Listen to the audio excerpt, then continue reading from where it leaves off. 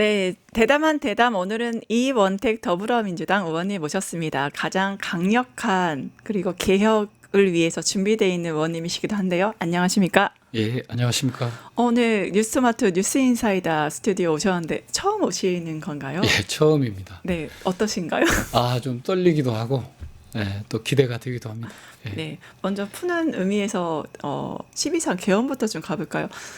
날씨가 좀 추워지면서 저는 12상 계엄의 그 밤이 떠오릅니다. 많은 국민들이 이제 1년이 다 돼가는데 좀 제대로 된 소식이 있을까? 내란 청산될까? 이런 것들 생각하실 텐데 아무래도 학생 운동을 하시면서 정말 잡혀가는 거 전설이시기도 했고 같은 경험 내가 또 잡혀가나 이런 생각을 하셨을 것 같은데 어떠셨어요? 제가 이제 그 학생운동, 민주화운동하면서 옥살이 3년을 한 경험이 있습니다. 네. 힘든 과정이었는데 그걸 잘 이겨냈는데 12.3 당일날 본회의장에서 저는 이번에 또 잡혀가겠구나. 이번에 잡혀가면 살아 돌아올까? 아니면 반병신이 돼서 나올까? 그 이런 계엄의 밤에 그 생각을 하셨군요. 그렇죠. 왜냐하면 한 번 불법한 놈이 두 번 불법을 안 하겠습니까? 저는 계엄 해제 결의를 해도 네. 들어올 거라고 생각했습니다. 군인들이. 군인들이 들어올 걸로 생각했고 또 군인들이 물러간다고 하길래 5.18 때 군인들이 일시적으로 물러갔다가 재공격을 했었거든요. 예. 저는 전열을 정비해서 다시 오지 않을까 이런 걱정과 우려를 했는데 양심적 군인들 때문에 네. 사실 그런 사태는 벌어지지 않았습니다. 근데 그때 제 각오는 사실 이번에 들어가면 사실 죽어 나오거나 아니면 반병신이 돼서 나올 거다라는 그걸 예측하면서 어떻게 마지막에 이제 싸워가야 할지 그런 고민을 했었습니다.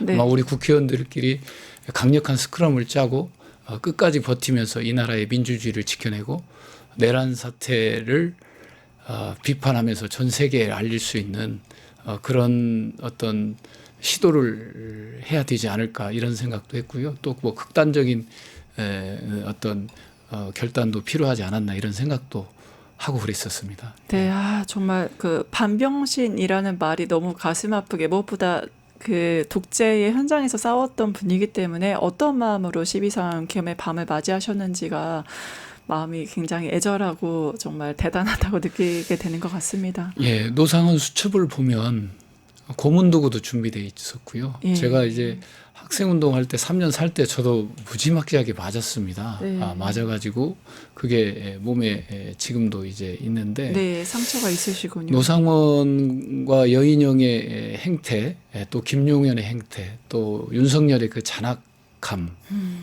이런 걸 보면 이번에 그때 만약에 성공했다면 이재명 대통령, 뭐 우리 국회의원들 모두 아마 백령도로 가 있던지 또 수방사처 밑에 지하 창고에서 사실 뭐 이렇게 주어진 운명을 기다리고 있지 않았을까 하는 이런 생각을 해봅니다.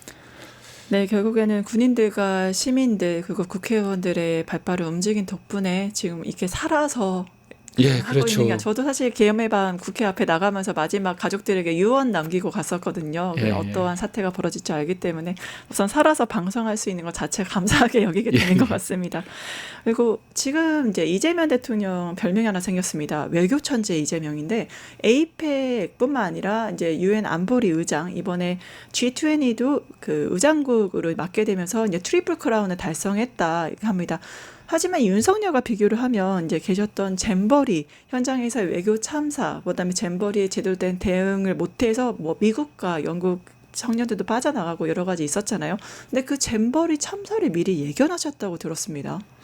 예, 그렇습니다. 제가 잼버리를 유치한 담당 국장이었습니다. 전라북도에서. 그래서 잼버리에 대한 남다른 애정을 갖고 있었고 준비되는 상황에 대한 실시간 모니터를 제가 현장에서 또 주민들과 함께 검증을 해와서 1년 전에 윤석열 정부 여가부 장관 김현숙 장관한테 이거 배수 문제 또 더위 문제, 해충 문제, 음식 문제, 화장실 문제 등 다양하게 문제가 노출이 되고 있어서 이걸 빨리 잡고 또 세계에서 5만 명이 오기 때문에 국격과 관련된 문제여서 빨리 수정 보완을 했으면 좋겠고 예산이 많이 들어가는 것도 아닙니다. 한 30억, 40억 정도만 투자하면 잡을 수 있는 건데 그것을 못 잡고 있어서 제가 여러 차례 지적을 했습니다. 그래서 1년 전에 잼버리 팽을 예측한 남자로 뭐 유튜브에 그때 한참 뜨기도 했었습니다. 네, 너무 한참 화두가 안타까운 되셨죠. 상황이었습니다. 네, 저도 그때 당시 현장에 있었었는데 제가 세계 스카우트 연맹 감사로서인데 얼굴이 빨개진 윤석열 늦게 오기도 하고 제대로 일어나지도 일어나지도 못하기 못하고. 그런 예, 현장이었잖아요. 그러니까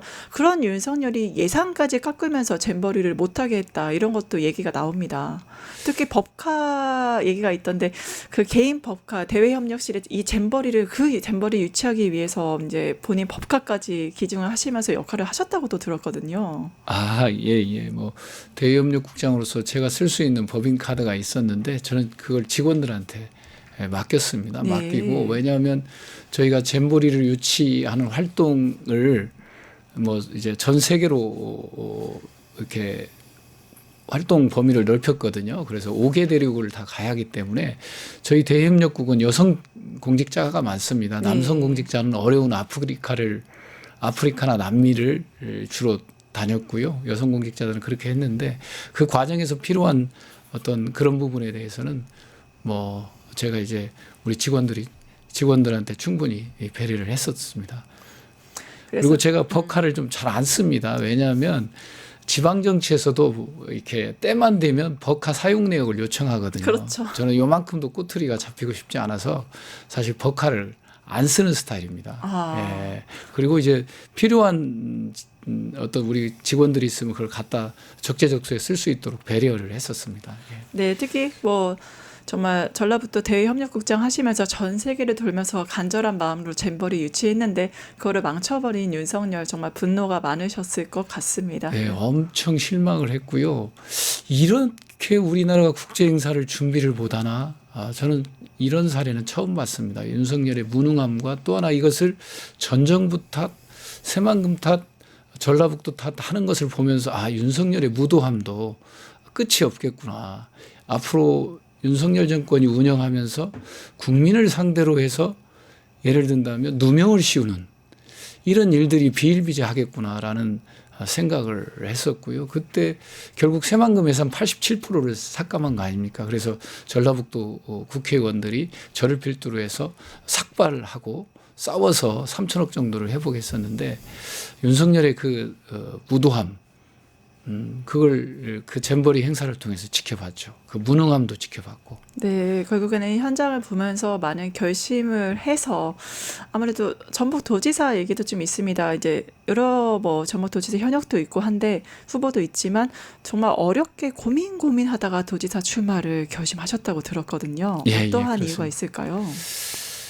예, 제가 사실 계엄 전에 사고가 있어가지고 목이 좀 아팠는데 갑자기 계엄이 터졌고 탄핵해야 되고 파면해야 되고 또 대통령 선거를 치러야 되고 내가 또 전라북도 도당위원장이었기 때문에 그 사명과 역할에 있어서 한 7개월 동안 집중하면서 조금 더 아팠습니다. 네. 그래서 대선 끝나고 난 다음에 긴장이 풀리니까 좀 아프더라고요. 네. 그래서 병원 생활을 좀 했었습니다. 그런 개인적인 부분도 좀 있었다는 말씀 드리겠고 네.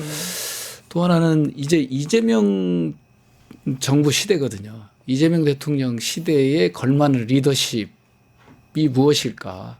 저는 그런 고민을 좀 많이 했습니다. 네. 사실. 그래서 세계는 기후위기로 재생에너지 경제체제로 전환되고 있고 내란을 종식해야 되고 또 민생을 민주당 정체성에 맞게 회복해 가야 되고 또 3대 개혁을 이루어야 되고 또 국민주권 정부를 실현해 가야 할 이 과제들이 과연 우리 전라북도에 어떤 변화를 일으킬 것인가, 어떤 리더십을 요구하는가 이런 걸 좀 진지하게 고민하다가 조금 늦어졌다는 말씀을 좀 드립니다.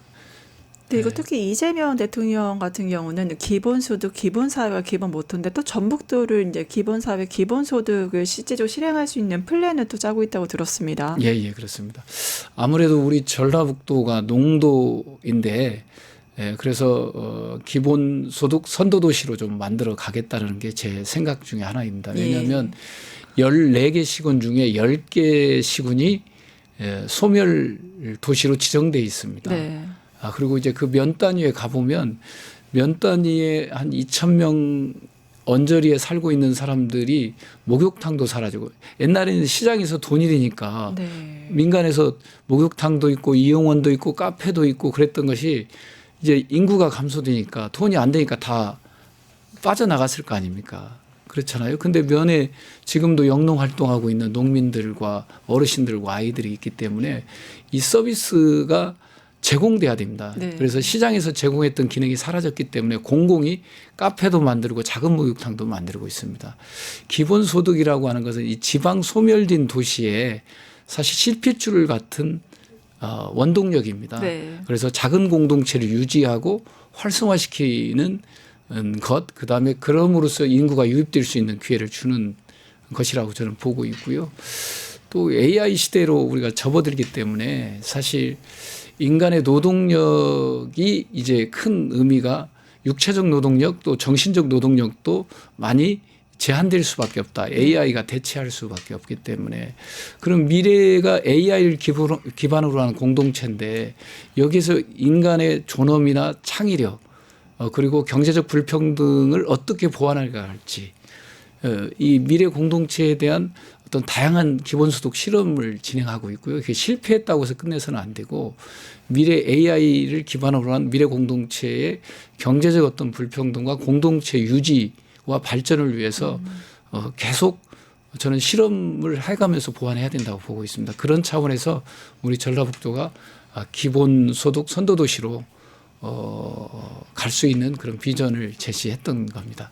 네, 결국에는 가장 강력한 개혁 도지사, 이제 누구도 흔들 수 없는 전라북도의 모습이 지금 보이긴 합니다. 예. 특히 정청래 대표님과 그 정말 긴밀히 소통하면서 여러 가지 당과 대한민국 발전을 구상하고 계신데 지금 하나 좀 이야기가 되고 있는 게 당원 1인 투표, 일표제에 대해서 아무래도 아시겠지만 전라도에서 대의원분들이 좀 많기 때문에 소통의 문제도 좀 있으실 것 같은데 어떻게 보셨어요?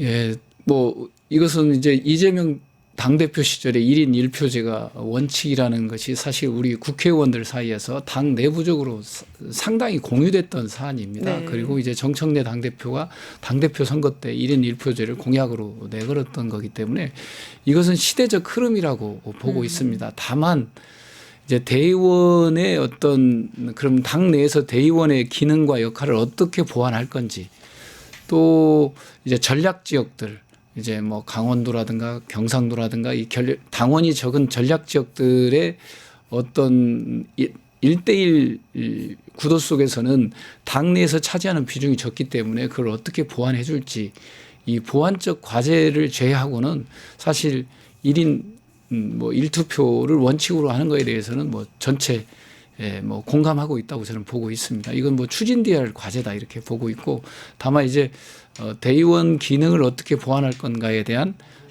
TF를 만들어서 보완 대책을 추가로 만들어내면 되는 게 아닌가 싶습니다.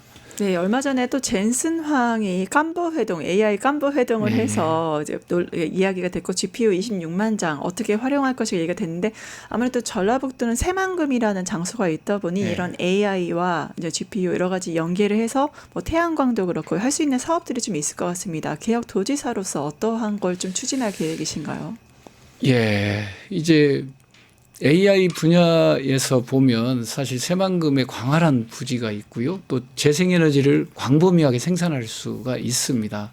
제가 많게는 우리 전라북도가 뭐 한 20기가 정도는 영농형 태양광 해상풍력 새만금 지역에 20기가 정도 이상을 생산할 수 있다고 보고 있는데 하이퍼스케일 그 AI 데이터 센터를 유치하기는 최적지입니다. 이게 사실은 AI 데이터. 그러니까 젠슨 황이 26만 장을 줬는데 그 데이터 센터를 어딘가 유치하는데 기본적으로는 광주겠지만 이것을 어느 정도 큰 메가 이상으로 이제 정착을 시키려면 이제 새만금이 뭐 이제 적재적소라는 말씀도 드리고요. 다만 지금 이재명 정부 들어와서 피지컬 AI에 대한 사업이 전북에 배당이 돼 있습니다. 여태 면제까지 돼서 이제 6천억 정도 될 텐데 피지컬 AI라는 게 결국은 현장에서 인지하고 행동까지 조절하는 이제 로봇이거든요. 네. 사실 그 로봇 산업을 우리가 이제 상용차 중심의 또 농업 로봇 중심의 특장차 중심의 피지컬 AI 로봇을 저희가 집중적으로 새만금에서 이제 뭐 실증도 하고 테스트도 하고 그런 과정을 통해서 저희가 이제 제조도 할 수 있는 그런 단계로 진화될 수 있도록 준비를 해가야 됩니다. 네. 그리고 말씀하신 산업화 이제 정보화 결국에는 AI 선도화로 이재명 정부의 입장이 이렇게 나아가는 것 같습니다. 거기에 발맞춰서 아무래도 AI라든가 재생 에너지 말씀하셨는데 그럼 K컬처 관련해서는 전북이 앞으로 어떻게 연계를 해서 좀 그 발전된 모습, 밝은 모습을 좀 보여주실 계획이 있으신지. 이재명 대통령께서 전북을 K컬처의 메카로 만들겠다고 하면서 K컬처와 식품을 얘기했습니다. 네. 사실 그래서 K컬처의 핵심은 사실 저는 두 가지라고 보고 있습니다. 하나는 K-팝 국제학교, 새만금의 K-팝 국제학교를 설립해서 네. 전 세계 아이들이 이 K-팝 국제학교 와서 배우고 성장할 수 있는 기회를 만들어 가보는 것이 하나 중요하다 이렇게 보고 있고요. 그것이 K컬처의 메카로서의 역할을 해낼 수 있지 않을까 이렇게 생각을 또 해봅니다. 또 사실 K-팝의 핵심은 사실 스토리지 않습니까? 이야기. 네. 캐대언의 이야기. 그렇죠. 그다음에 뭐 여러 가지 그런 이야기들을 만들어내는 게 중요한 건데 그래서 K 스토리 빌리지라든가 이런 것도 새만금에 좀 구성을 해서 다양한 작가들이 여기 와서 상상의 날개를 펼칠 수 있는 K 스토리 빌리지 이런 현대적 감각에 맞는 것이 하나 구축되는 게 필요하다는 말씀 드리겠고요. 또 하나는 사실 전북이 판소리의 고장 아닙니까? 그렇죠. 판소리와 창극의 고장이기 때문에 네. K-팝의 원류에 해당됩니다. 그래서 전북이 K-팝의 모토이고 원류인 이제 판소리나 창극을 또 하나 이렇게 특화시키고 전문화시켜서 K-팝의 원류이자 또 현대 K-팝의 어떤 흐름을 같이 만들어가는 그런 새만금으로 변모시켜가는 게 어떨까 이런 생각도 해봅니다. 전북으로 만들어가는 게 어떨까 생각해봅니다. 네, 아무래도 여기 계신 이원태 의원님은 시정과 도정과 국정, 결국에는 행정과 정치, 지역과 중앙에서 검증된 분이시잖아요. 예, 뉴스토마토가 이제 저희 100만 구독자가 많이 넘는데 마지막으로 저희 구독자분들 시청하시는 우리 지금 같이 함께 하시는 우리 시청자분들께 마지막으로 한 말씀 부탁드리겠습니다. 예, 시청자 여러분 이렇게 첫 대면을 하게 돼서 반갑습니다.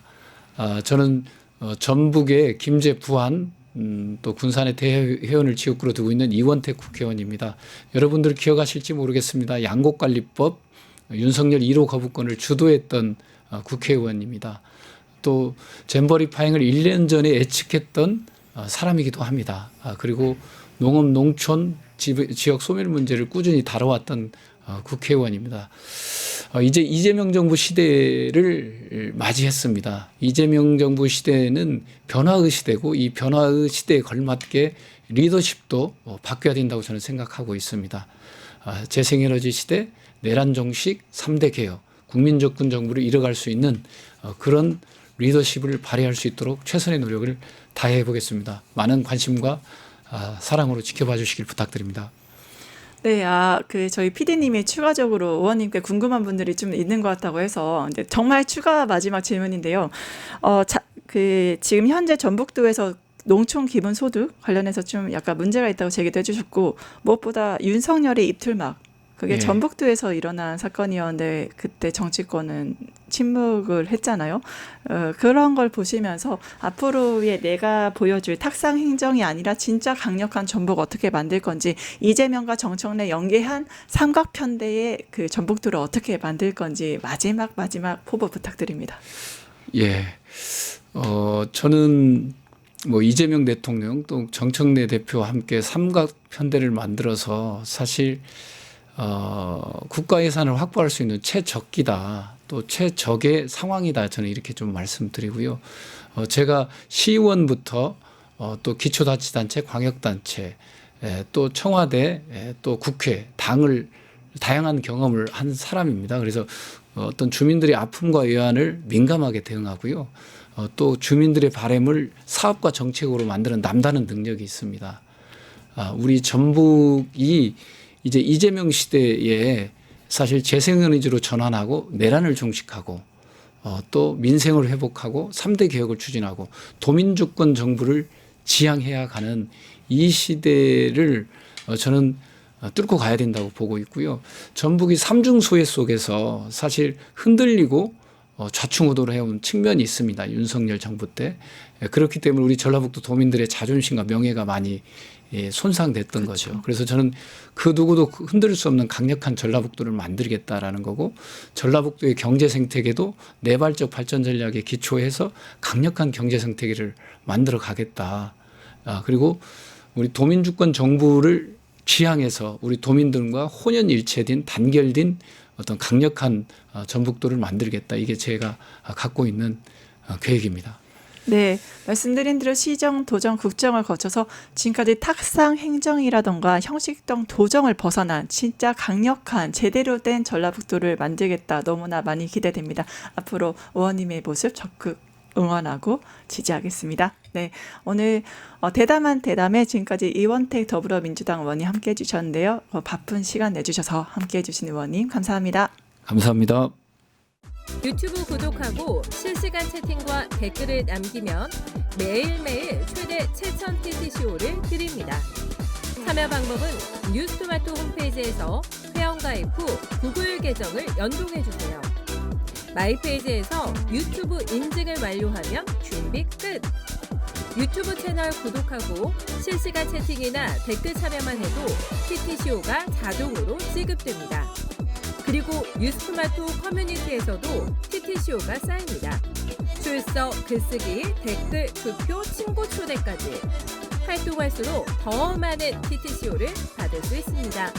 지금 바로 참여하고 TTCO 받아가세요.